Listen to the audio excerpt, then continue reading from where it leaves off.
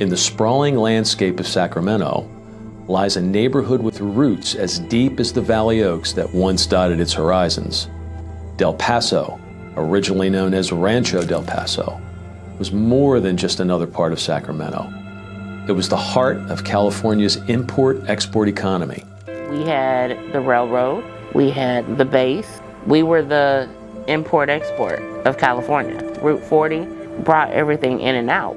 So it was thriving, self-sufficient, all good. Rancho Del Paso was once a name synonymous with prestige, known for its racehorses and agricultural prowess. The vast ranch land supplied not only crops, but champions. Under the ownership of James Ben Ali Hagan, the ranch bred and trained numerous champions, including Ben Ali, who clinched victory in the 12th Kentucky Derby in 1886. This 44,000 acre piece of land over here was like a Mexican land grant, and then Ben Ali Hagan, he bought it in 1880. It was all like ranch land. While Rancho Del Paso's legacy remains a source of pride, the neighborhood's fortunes began to shift in 1964 when a contentious vote brought Del Paso under Sacramento's jurisdiction. Probably like 1 to 5 votes that changed from being independent to merging, which to me is what caused the rift, because half the community wanted to stay its own entity, the other half didn't. And now you've created dysfunction within a household. And when there's dysfunction, it snowballs. What followed was decades of disinvestment that left many residents feeling forgotten by the larger city. And there are people in this neighborhood still that remember that and feel a bit of resentment toward it, because they felt like after that they were kind of always the second part of the city, and they didn't get the same resources as the main part of the city. Today, Del Paso faces the complex challenge of revitalization without displacement.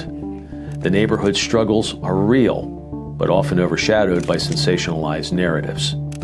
This area gets a lot of if you look at news coverage on what they report here, they report all the bad. Tonight, business owners along Del Paso Boulevard in Sacramento are saying enough. They never really report the art that's going on, the businesses that are thriving, the outreach, the programs that are coming into the area. When I moved into the neighborhood nearly a decade ago, I saw this quaint little community that had all these architectural gems and had all this history. And then it's right next to this retail boulevard that's just been forgotten. And I just thought with a little bit of effort and a little bit of vision, a few changes can make the difference in turning the neighborhood around and making it the gem what it should be for North Sacramento. Perhaps nowhere was the neighborhood's neglect more visible than in its network of historic alleyways, remnants of a horse and buggy era that had fallen into disrepair. I have an alley since I grew up here, and there's always been like terrible things that happen in the alleys, drug use, like prostitution, dumping. And so some communities have gotten together and put requests into the city, and you have to get like 100% of the signatures on both sides to lock the alleys. All of these alleys had some form of restriction on them. They all had gates in the middle that would prevent people from going from one end to the other.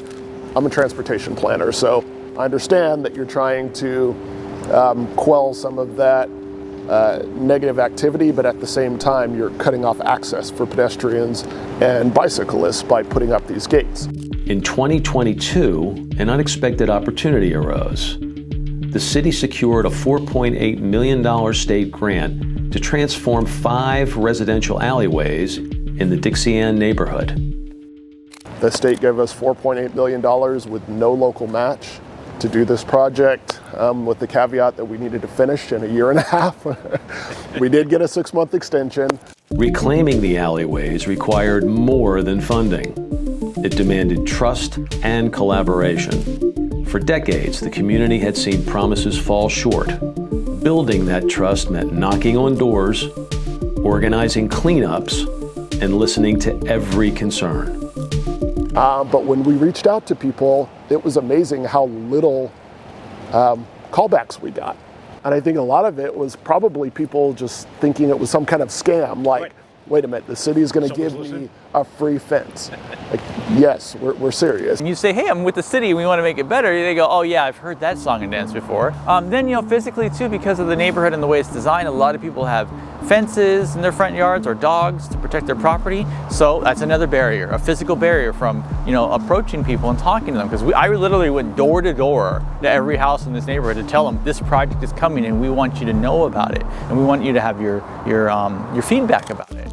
There was a lot of talk about doing murals, things like that. I love murals, I love the creativity, but for my project, I wanted something that was more enduring. So that's when, you know, I really kept hoping that there was something that we could do that was, you know, as permanent can be in a public works project. And actually doing something in the pavement was just my dream. We had a lot of discussions about what kind of art it should be, because with the grant it just said you're going to do art, but we hadn't settled on exactly what kind of art.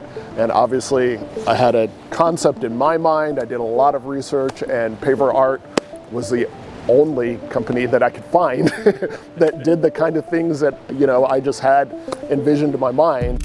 Translating artistic visions into permanent installations required a unique expertise, one that came from an unexpected partner 3,000 miles away. So what is PAVERART? PAVERART, the name kind of is self-explanatory. We're taking the medium of concrete pavers. We have 20 different colored concrete pavers, and effectively what we're making is concrete jigsaw puzzles. We're taking yellows and blues and greens. We're cutting up all the different shapes, and then we're putting them together almost like a mosaic to create what we call PAVERART. So Sparky Harris's main concern when he called us about the public alleyways was durability. How do we put something in the ground that brings the artist's vision to life, that stands the test of time, that's not going to wear out after a year? We actually prided ourselves on our first project ever, which was over 22 years ago, that still stand to this day. So when we talk durability, one of the things that we don't do is speculate. We go back to our first job that we did 22 years ago, Wildwood, New Jersey. That intersection that we built 22 years ago, those multiple intersections, they're still here, they're still standing, and they look pretty darn good. You've got reds, you've got yellows, you've got blues. After 22 years, almost anybody would say this is doing its job. So with this project, it's not an intersection. There's not an unlimited blank canvas. These are 6-foot diameter circles. That provides a built-in constraint for both PAVERART as well as the artist. So they've got this beautiful artistic design, but we've got to do it in a way that's built to last.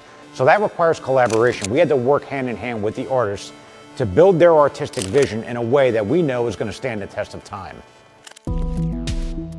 The project went beyond infrastructure. 10 local artists were commissioned to design the permanent installations that would be embedded in permeable pavement, turning forgotten alleyways into community pathways. Each design tells its own story of the neighborhood's past, present, and future. We put together a 5-member panel that put out a call for artists. All of the artists that were interested submitted their concepts, and that group, I wanted to be arm's length from the decision. So that group came up with the artists that you see out there today. I thought the integration of art through the paver concept and the bollard concept was a great idea. It was a way to engage community, engage local artists to be a part of the process. The designs range from historical tributes to forward-looking visions of community renewal, each reflecting a different aspect of Del Paso's identity and aspirations. It's a beautification project, but it also combats problematic things that do happen in this neighborhood. If it looks a certain way, then people are like, oh, I can do whatever I want. But when you maintain something and you put art in it, and it changes people's perspective, when you go, we're gonna rebuild your fence, and we're gonna do this, and those people are so happy. So it was a no-brainer for me to do this design. So the design is basically a jockey riding a horse. and it says Old North Sac is back. With the concept of like trying to draw people into using the alley space and using the space for like fun and get like kids involved and like make it a more community oriented space, I wanted to design something that was really fun and that they could look at it and kind of invent their own story. The title of my art piece was The Heart of North Sacramento. When you say North Sac, you think about Del Paso area and Dixieanne. So I used the heart, I used green just to incorporate life. When you think of life, when you think of trees, plants, anything, it's all green. And what pours out of your heart are the issues of life. My main mission is to uplift, inspire, and encourage positive change. So a lot of my art is very uplifting, very community-based. I love doing stuff that works with my community, things that are going to like implement change in ways where people are able to advance in life. I think the overall goal of this project was beautification. And so I think with this project, it kind of put a positive light back into the area. It's my opinion / experience that heavy art in the community is a sign of gentrification. That means that it's happening. The dollars, that's how it starts, right? Each piece, now permanently embedded in the pavement, serves as both artwork and waymarker, transforming utilitarian spaces into points of neighborhood pride. For most of the artists, the project represented more than just beautification. It was a chance to leave a lasting mark on their community. When I first seen my draft printed, and I was just standing there and I was like, this is gonna be brick. This is real. Like, this is gonna be here longer than I'm gonna be alive. Like, it's gonna be in the ground. So it is an amazing feeling, and it's just such a blessing to know that I have something that I'm leaving here that can make my future grandchildren feel connected to me even when I'm no longer here on Earth. Among the art installations, one piece stands out, a portrait of a woman known simply as Mama Marks. Her story exemplifies the kind of community bonds that once defined Del Paso and that many hope to restore. I was talking to my friend Larry about it. I was like, I'm not sure what to do. And he suggested Mama Marks. Like, really quickly, he's like, why don't you do Mama Marks? You know, I said, who's Mama Marks? And he said, she was this woman who would feed all of us kids. Apparently she fed anybody who needed it. And She started a whole program called Arms of March. I guess she started it in 1972. She was one of us. She wasn't from up here or over there, or she was a neighborhood mom and grandma and auntie and whatever else, because everyone either called her Auntie Mama or Mama, and she was just everyone's mom, everyone's grandmother. She was a beautiful soul. She was a community activist, and also she would give out, she was in charge of giving out butter and free butter and cheese and dairy. And in the summertime, in the mid to early 80s, me and my two brothers, we would walk every day in the summertime to get free lunch from her. But it just proved that you didn't have to be young to be doing for your people, your community. The people She was that an you older live with. lady. Yeah, she was. Yeah. Though Mama Mark's story isn't widely documented in official histories, her impact lives on in the memories of those she helped, and now in the art that bears her image. It means a lot to me to be able to do a portrait of somebody that did so much for their community, and I hope it helps keep her memory alive in people's I hope minds. it unifies the youngsters to continue to up our community, to make our community relevant, that we count. We're not just out here working every day and going home and that's it. We count as community members. Absolutely. And this is where we belong. Translating artistic vision into reality required more than just design skills. It required hands willing to do the physical work of transformation. Enter Sierra Service Project, a nonprofit organization with a unique approach to community development. As I was working with Graffiti for Good, who I had contracted to help with the artwork, I noticed they're a service project because they were right next door. Called up their executive director and had a conversation, mainly because we needed help doing the fence repairs. And that's one of the services that they provide on a regular basis. And I mean, I can't go out there and do it myself. So it just made sense to hire this nonprofit that was right there in the neighborhood that had the expertise.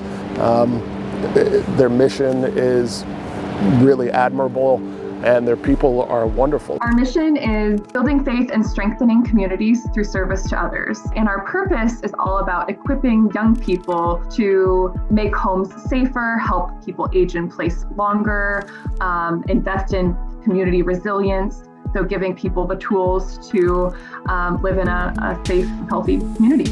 One of the reasons why we focus on these community projects is we want to create that pathway of ownership of the neighborhood, stewardship of your community, and especially like leadership amongst youth, because who's going to maintain this space far into the future? It's a lot harder to do things that are seedy or unwelcome in a space where people are now looking out for. Sure.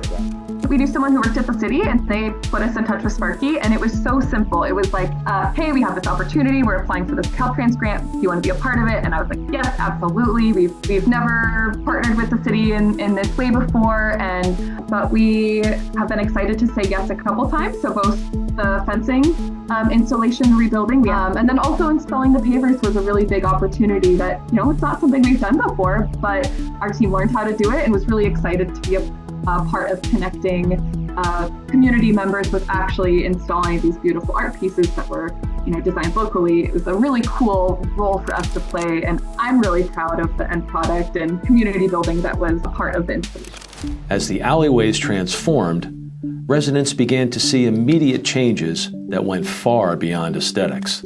A few weeks into almost finishing the project, someone actually stopped and said, oh my God, those are pavers. Those are actual pavers in the alleys.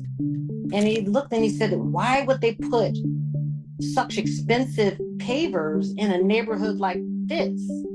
His response is exactly the reason why we need pavers in neighborhoods like this, because there's this expectation of lowered expectations. The project represents more than just infrastructure improvement. It's a signal that this community matters. Like, this area matters. It matters enough that we hired somebody to make something that sits here. Whether it's a mural or a sculpture or whatever it is. Also, public art is a way to say art is for everybody. When you go into a historically disadvantaged community, they have a laundry list of needs. And paved alleys is probably not near the top of that, but I told them, with that said, this funding is available. I don't want to miss the opportunity to give this neighborhood something. It may not be the main course, but I don't want to lose that. So I think they appreciated that. I think they totally appreciate how good it looks. The way I understand things, public investment spurs private investment. We put in a little bit, and then there's a little bit more pride and ownership in the neighborhood. We often talk about Wood Lake, we often talk about El Paso Heights, but Dixieanne, Old North Sacramento is a neighborhood that we really need to look at and how we can improve. And as a city, we talk more about mobility, transit, walkability, activating our alleyways is something that's really important. Great job on the project, and I hope we can do more projects like this, Sparky. Let's use this motto and replicate it as the city receives more funding. Sparky Harris, it was his vision that I think that really pushed this, and it got people to see the neighborhood a little bit differently. And now you have all of these other investors coming in, and you have all these other organizations coming in, because the neighborhood really is becoming the new hot spot in Sacramento. The neighborhood was amazing to work with. The community was amazing to work with. Our council member support was wonderful. Staff report was incredible. So I really can't complain. What's remarkable about the Del Paso project isn't just the technical achievement of embedding these designs into permeable pavement. It's seeing how improving necessary infrastructure can also carry meaning and memory. These alleys were once barriers dividing the neighborhood. Now they're pathways connecting it. Years from now, these alleys will still be here, telling the story of a community that refused to be forgotten. Dixieanne! All right. Great job, everyone.